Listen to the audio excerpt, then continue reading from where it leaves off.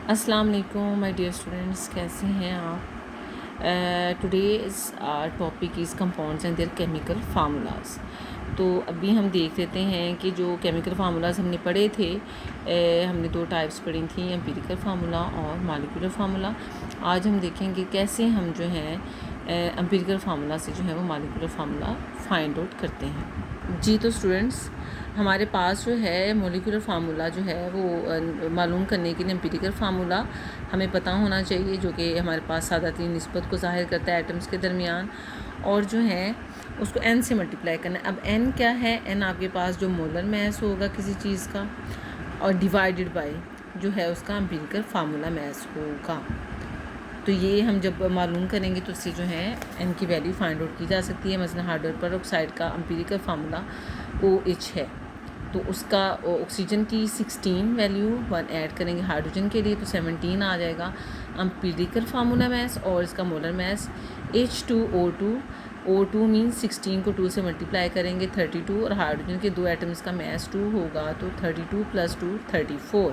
तो इस तरह से जो है हम मॉलिक्यूलर फार्मूला निकाल सकते हैं। कैसे? n = 34 divided by 17 = 2।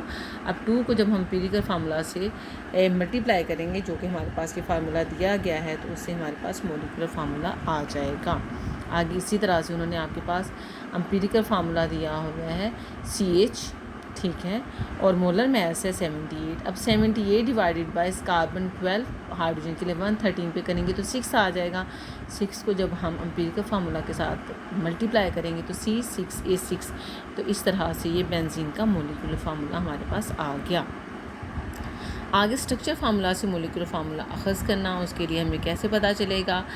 Deduce the molecular formula from structure formula से हम मॉलिक्यूलर फार्मूला कैसे बना सकते हैं। पहले हमने देखा एम्पिरिकल फार्मूला से मॉलिक्यूलर फार्मूला कैसे बनाया जा सकता है। अब हम देखेंगे कि स्ट्रक्चर फार्मूला से मॉलिक्यूलर फार्मूला कैसे बनाएंगे। नंबर 1, कंपाउंड का स्ट्रक्चर फार्मूला लिखें, ठीक है। नंबर 2, उसमें कितने एटम्स हैं उनकी तादाद मालूम करें, फिर उनके सिम्बल्स लिखें। जैसे हमारे पास हाइड्रोजन ऑक्साइड में HOR है। हर किस्म के एटम्स की तादाद को उनके सिम्बल्स के नीचे दाएं तरफ लिखना है आपने। दाएं तरफ अभी आप देख लें कि ये हमारे पास जो H2O2 है उसमें 2 किस साइड पे है? On the right hand side, दाएं तरफ। और हाइड्रोजन में किधर है? On the right hand side. This is the structure formula of sulphuric acid H2SO4. Sulfur is making double bond with oxygen on both sides and single on above and below. Sulfur double bond है, and on right and left hand side with oxygen is single bond, and oxygen is making a single bond with hydrogen, and oxygen always have valency 2। तो अभी oxygen की अगर हम देखें, hydrogen के साथ एक बॉन्ड, सल्फर के साथ एक बॉन्ड, उसकी वैलेंसी 2 पूरी हो रही है। But the oxygen above and below sulphur, जो ऊपर और नीचे हैं, उसमें उनकी वैलेंसी 2 आ रही है ऑक्सीजन की सल्फर के साथ बॉन्डिंग में। तो यहाँ से अगर हम देखें तो स्ट्रक्चर से हमें नज़र आ रहा है 2 hydrogens H2, 1 sulphur in the mid, उसका S आ गया, और ऑक्सीजन 4 है तो ऑक्सीजन O4। इस तरह से स्ट्रक्चर फार्मूला से हमने सल्फ्यूरिक एसिड का मॉलिक्यूलर फार्मूला जो है वो डिड्यूस कर लिया, मालूम कर लिया। इसी तरह से जो हमारे पास CH3 डबल बॉन्ड OH, तो यहाँ से हमें पता चलता है कि ये C2H4O2 इसका फार्मूला होगा। ये किसका फार्मूला है? एसिटिक एसिड का। आगे आपके पास फास्फोरिक एसिड, कैल्शियम कार्बोनेट और प्रोपाइल अल्कोहल का फार्मूला दिया गया है स्ट्रक्चर, जिससे हम उनके formulas molecular formulas find out कर सकते हैं। The next topic is Avogadro's number, N for number, A for Avogadro. Amedeo Avogadro जो है वो इटली का एक केमिस्ट था, ठीक है। उसके नाम पे इन नंबर्स का नाम एवोगैड्रोस नंबर रखा गया है। एक केमिकल रिएक्शन में रिएक्टेंट के बहुत सारे एटम्स या मॉलिक्यूल्स हिस्सा लेते हैं, और एक टाइम में सारे के सारे नहीं लेते। ये आप देखेंगे, जब आप अगली क्लास में जाएंगे तो आप एक्टिव मैथ से जान जाएंगे कि कौन सा हिस्सा ले रहा है रिएक्शन में। रिएक्टेंट्स मैथ्स की किस निस्बत से केमिकल रिएक्शन में हिस्सा लेते हैं, और उनके मैसेज को हम ग्राम में ज़ाहिर करते हैं।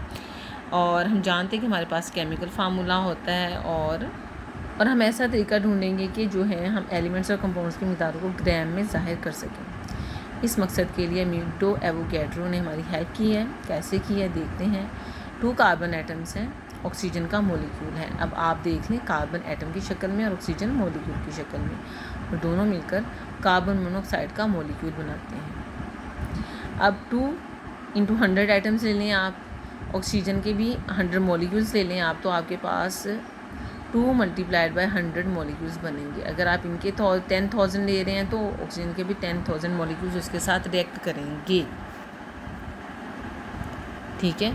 अब ये जो नंबर आपके पास आ रहा है, ये जो आप मिकदार ले रहे हैं कार्बन की, 1 ग्राम ले रहे हैं, ठीक है, कितने ग्राम्स आप ले रहे हैं, 2 ग्राम्स ले रहे हैं, 3 ग्राम्स ले रहे हैं रिएक्शन करवाने के लिए, तो उनमें कितने एटम्स होंगे कार्बन के, ये हमें अमीडो एवोगैड्रो ने बड़े अच्छे अंदाज में एक नंबर की शक्ल में बता दिया है, जो है 6.022 × 10⁻23 एटॉमिक मास यूनिट्स हैं 1 ग्राम के अंदर ये। ठीक है, कार्बन एटम्स के 24 ग्राम है आपके पास। ठीक है, आप 24 ग्राम कार्बन लेंगे तो उसमें जो है हमारे पास कितना होगा, ठीक है, कितने हमारे पास आएंगे 6.022 × 10⁻23। ऑक्सीजन का 32 ग्राम लेंगे, उसमें 6.022 × 10⁻23 उनके आप मैस के साथ मल्टीप्लाई कर देंगे तो आपके पास उतने नंबर ऑफ़ एटम्स और नंबर ऑफ़ मॉलिक्यूल्स आ जाएंगे। जब आप मॉलिक्यूल्स की बात कर रहे होंगे तो आप मॉलिक्यूल्स की तादाद निकालेंगे, और एटम्स की बात करेंगे तो उनकी।